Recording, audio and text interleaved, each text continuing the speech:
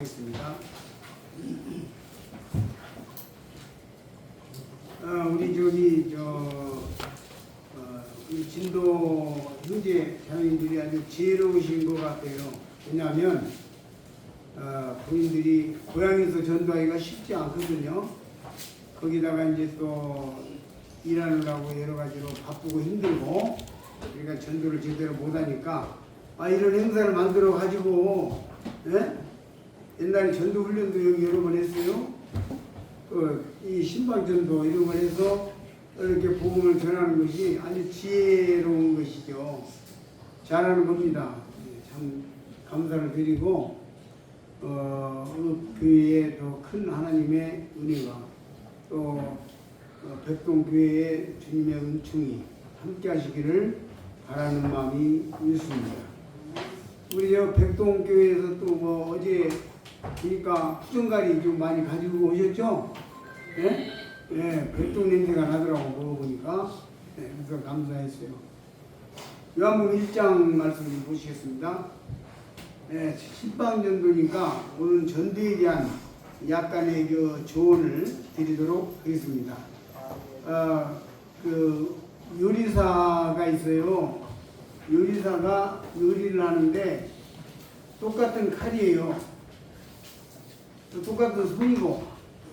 근데 그 요리사가 어떻게 칼을 사용하느냐에 따라서 음식은 맛이 다르고 음식이 다르잖아요. 그래서 우리가 요리를 잘한다 그런 말 하잖아요. 그래서 이 하나님의 말씀의 칼은 이걸 지혜롭게 잘 휘두르는 이것을 지혜롭게 잘 사용하는 지혜가 전도의 열매를 데려오는 것이에요. 요한복음 1장 12절 한번 읽어보겠습니다. 언젠가 이 말씀 한번 드린 적이 있는지는 모르겠지만 초보자들이 많이 있으니까 좀 도움을. 요한복음 1장 12절을 누가 좀 읽어주세요. 누가 유행자 한번 읽어봐요. 영접하는 자 곧 그 이름을 믿는 자들에게는 하나님의 자녀가 되는 권세를 주셨습니다. 이번 학생기 프로그램인데 많은 학생들이 많은 복음을 여러 번 들었던 사람들이 요한복음 1장 12절을 넘지 못해가지고 애를 먹어요.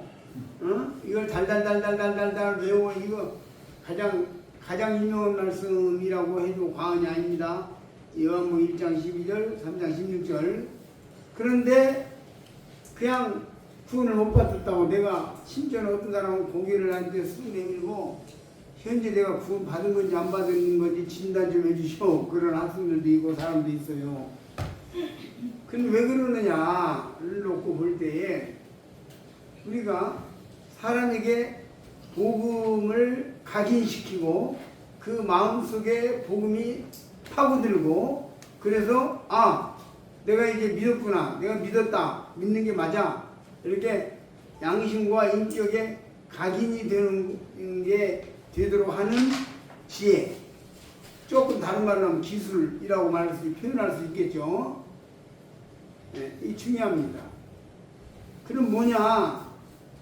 내가 그 아이에게 물어봐요. 야, 검정색이라고 하는 것은 어떤 색과 비교를 해보면 잘 알겠니? 그러면 흰색이죠. 저것은 흰색이고 저것은 검정색이다. 그럼 내가 입고 있는 옷이 검정색인데 이 옷은 대체 뭐라고 해야 내가 이게 무슨 색이라고 해야 되나 이거 구분이 안 되는데 검정색과 흰색을 보여주니까 그러면 나는 검정색이네 나는 흰색이네 이렇게 알게 되겠죠. 그렇죠? 이 비교라는 건 굉장히 중요한 거예요. 그래서 우리가 비유법을 잘 써야 돼요. 그 비유는 성경에 나오는 비유가 아니라 비교법. 비교해서 깨닫게 하는 것이에요.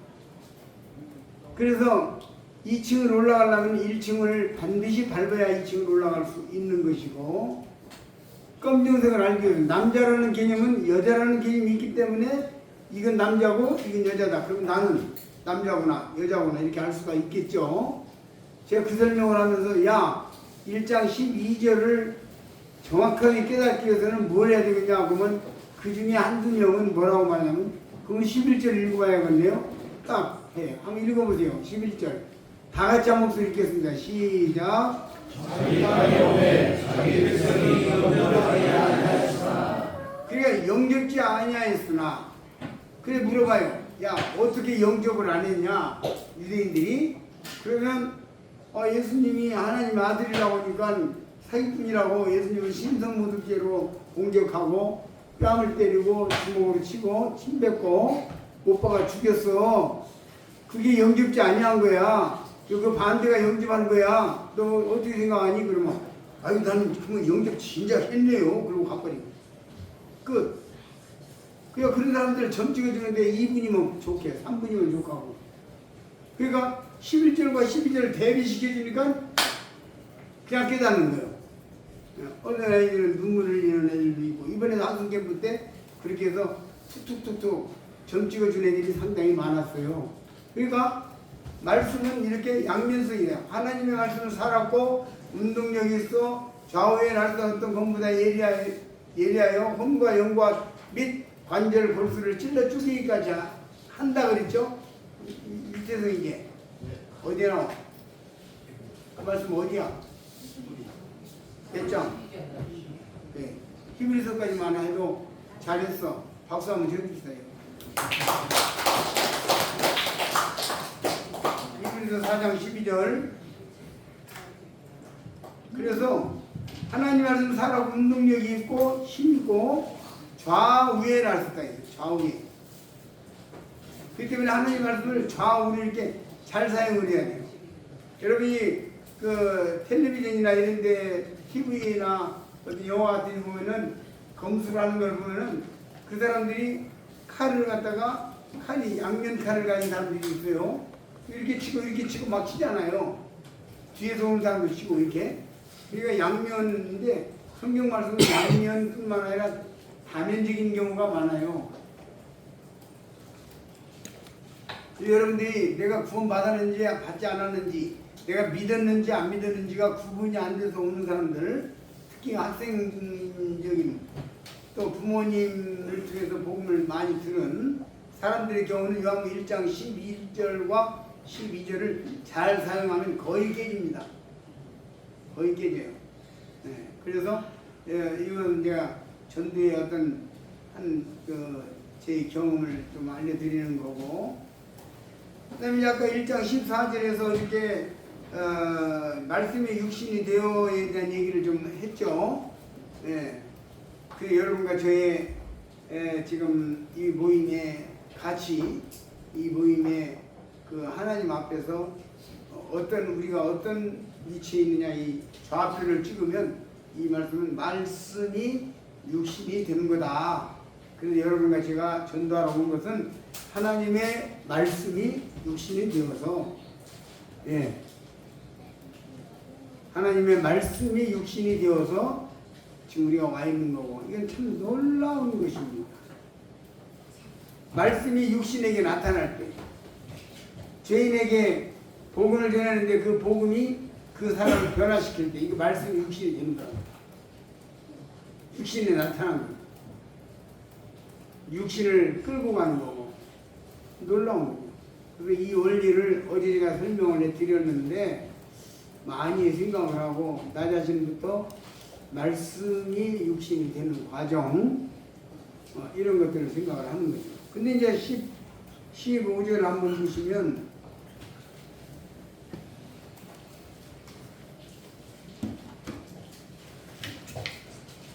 네, 15절 한번 읽어주실래요? 요한이 그에 대하여 죄송합니다. 저 14절 뒤에 말씀 읽어보시죠. 말씀이 육신이 되어 우리 가운데 거하심에 우리가 그의 영광을 보니 아버지의 독생자의 영광이요 은혜와 진리가 충만하더라. 예수님은 완전한 하나님이시며 완전한 인간이셨습니다. 신인입니다. 신령신자, 사람인자. 근데 여기 이렇게 보면은 은혜와 진리가 충만하다. 예수님은 은혜도 충만하고 진리도 충만하시기 때문에 완전하십니다. 만약에 예수님께서 은혜만 충만했다고 한다면 어떤 현상이 벌어지냐면 지구에 태어난 모든 사람은 아무도 지옥에 가지 않아야 됩니다. 하나님 은혜가 포용하지 못할 사람이 없어요. 하나님 은혜가 안아주지 못할 사람이 없다고. 하나님의 은혜는 인간들이 베푸는 은혜와 달라요. 저 이재용 씨가 베푸는 은혜는 돈 있으니까 가난한 사람에게 돈을 나눠줄 수 있겠죠. 그렇지만 그 이상은 안 돼요. 외로워서 미치겠다는데 그 사람 어떻게 외로움 풀어줘? 남편 죽고 아내 죽고 혼자서 외로워서 미치겠다는데 그거 이재용 씨도 안 되고 다 안 됩니다. 그죠? 그러니까 인간이 베푸는 은혜는 자기 역량이 한계가 있어요. 그러나 우리 주님께서 은혜와 진리가 충만하다고 할 때에 은혜가 충만한 것은 주님이 전능자라는 여호와 하나님이라는 뜻이에요. 예수님이 여호와다 이 말이에요. 그래서 충만하다는 거예요. 모자람이 없고 부족함이 없고 완전하다는 거예요. 근데 문제는 뭐냐면 은혜가 충만하면 하나님의 은혜는 끌어안지 못할 영혼들이 없고 해결하지 못할 일이 없고 풀어주지 못할 문제가 없습니다. 그러므로 인간 세계에 아무도 멸망치 않고 영생에 들어가야 하는 것입니다. 이게 하나님의 은혜예요. 근데 그렇게 되면 정의도 없고 질서도 없고 진리도 없고 안 되는 거예요. 그래서 은혜와 진리를 얘기해요. 진리대로 한번 보세요. 진리대로 하면은 모두가 다 멸망의 지옥에 가야 합니다. 구원받은 사람이 한 명도 없어요. 그래서 우리 예수님이 놀라우신 건, 예수님이 하나님이신 것은 뭡니까? 바로 은혜와 진리가 완전히 충만하기 때문에. 그래서 주님은 완전한 전능하신 하나님이신 것입니다. 은혜와 진리 기울면 안 되죠. 기울면 안 돼요. 그럼 우리가 우리 일상에서 이제 우리는 살아보니까 우리 김성만 선생님 앞에 앉으셨으니까 선생님 마음속을 여기다 손을 얹고 한번 생각을 해보면 진리 쪽에 공이 다른 말로 진리 쪽에 더 마음이 가요. 그 은혜 쪽에 더 마음 잘 가요. 은혜 쪽에 많이 아 대단하시네. 저거는 반대군요. 저는 진리로 가요. 뭔 얘기냐면 누가 아파 그러면 왜 아플까? 뭘 잘못해서 그러지 저 사람. 이것부터 나와. 그죠? 가봐야지. 네. 그래서 그게 우리 속성이 모르겠어요. 형제님 참 내가 이대한 발견인데 지금 형제 많았다는 게 기쁨인데 나 같은 경우는 진리가 먼저 나와 공의가 먼저 나와. 그래가지고 판단하는 쪽에 가고 그죠? 주님한테 매일 맞이하는 게 안 맞지? 이런 생각하고 저 잘못하는데 왜 주님 책무 안 해? 아무 치료받지? 공의가 먼저 나가는 거예요. 이게 인간의 속성이에요. 이런 경우는 특이한 경우고 형님이 말씀하신 뜻이 또 다른 뜻이겠죠. 근데 우리 인간은 어쩔 수 없는 죄인이라 출신이 죄인이라 예수님은 출신이 여호와라 전능자라 달라. 이 죄를 알지도 못하신다고 그랬잖아요. 우리는 죄를 알잖아요. 그죠? 그러니까 이 말씀을 볼 때 은혜와 진리가 충만하신데 우리 주님은 은혜와 진리가 정말 충만하신 분이었어요. 완전하신 분이었어요. 그래서 양면을 다 수용하신 분이죠. 그리고 이 공의 쪽에 모자란 부분을 완성하시기 위해서 솔선수범을 하신 거예요. 그게 바로 예수 그리스도입니다. 예수님 누구십니까? 여호와 하나님이십니다. 여호와 하나님께서 육신의 몸을 입으시고 세상에 오셔서 직접 십자가에 죽어주신 거예요. 창조주가 피조물에게. 그러므로 공의를 완성시켜버린 거예요. 공의가 완성된 거예요. 마귀의 입을 막아버린 거예요. 사탄이 할 말이 없는 거예요. 마귀는 공정하잖아요. 응? 우리가 이걸 재판 과정으로 한번 생각해. 스가랴서에 보면 이런 말이 나오는데, 스가랴서에 보게 되면은 제사장이 더러운 옷을 입고 있을 때 사탄이 정죄하고 나오잖아요, 그림이. 그런데 우리가 보면은 내가 하나님 앞에 나아갔어요. 사탄 마귀를 이야기합니다. 제가요 번드르르 생겨가지고 이런 짓도 하고 이런 짓도 하고 이런 짓도 하고 이런 짓도 하고 이렇게 정죄를 하잖아요. 마귀가 그럴 때 우리 주님께서 그래서 내가 세상에까지 내려가서 십자가에 죽었다 이놈아, 마귀한테 말씀하시는 거예요. 그 마귀 입을 틀어 막아버린 거예요. 이 십자가는 마귀의 입을 틀어 막아버린 거예요. 할 말이 없게 만들어버린 거예요. 야, 내가 죽었으면 됐지. 내가 이 양 올려서 죽었다니까 그래? 네 말이 맞는데, 마귀한테는 말이에요. 주님이 네 말이 다 맞는데 주님이 없는데, 그러니까 내가 죽었다니까 할 말이 없는 거예요. 그러니까 내가 십자가에 죽었다니까 할 말이 없는 거예요. 그래서 하나님의 공의와 하나님의 은혜를 완성, 사랑을, 다른 말로 쓰면 사랑이죠, 완성하신 것이 십자가예요. 그래서 십자가 위에서만 우리가 구원받을 수 있는 거예요. 그래서 주님께서 내가 곧 길이요 진리요 생명이니 나로 말미암지 않고는 아버지께로 올 자가 없다고 잘라 말씀하신 거예요. 그와 같은 말씀하실 수 있는 분은 오직 예수 그리스도 외에는 없는 것입니다. 아무도 그렇게 말하지 못했어요. 그래서 이제 은혜와 진리가 충만하더라 그랬어요.